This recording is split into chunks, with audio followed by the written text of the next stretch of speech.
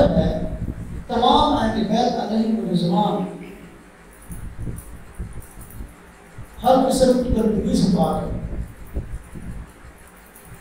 اللہ رب العزت نے قرآن کریم میں آیت تطہیر کے اندر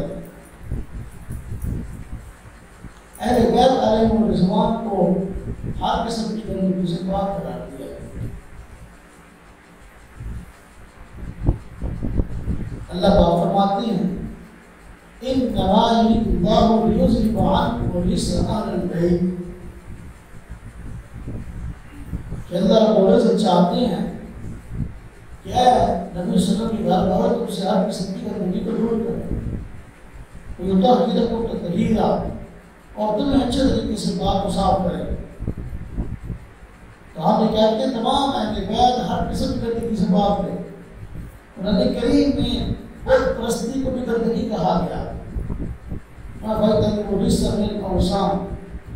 بچوں تم اس گندگی جو بت ہے، تو بت پرستی شرک یہ بھی گندگی ہے۔ اہل بیت علیہم الرضوان اس گندگی سے ہی پاک ہے، لیکن نظریاتی گندگی سے ہی پاک ہے اور عملی گندگی سے ہی پاک ہے۔ اور یہ آیت حضرت فاطمہ کے متعلق بھی ہے، ہم کہتے ہیں حدیث کی روشنی میں، اور حضرت حسن کے متعلق بھی، حضرت حسین کے متعلق، سیدنا علی رضی اللہ کے متعلق، اور سب سے پہلے امہات المومنین کے متعلق کہ اللہ رب العزت نے امہات المومنین کو ہر قسم کی گندگی سے پاک فرمایا۔ نظریاتی گندگی بھی ان میں نہ تھی، عملی گندگی بھی نہ تھی، بدعمل نہیں تھے، عمل میں بے مثال، نظریات میں بے مثال۔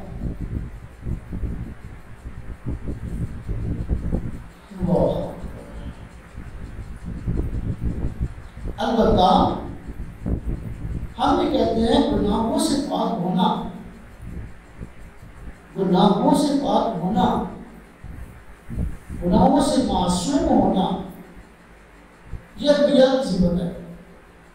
گناہوں سے معصوم تو نہ تھے لیکن محفوظ تھے، عمر ان سے گناہ ہوتے نہیں تھے، اگر کبھی ہوتے تو اپنے نام اعمال میں رہنے نہیں دیتے تھے۔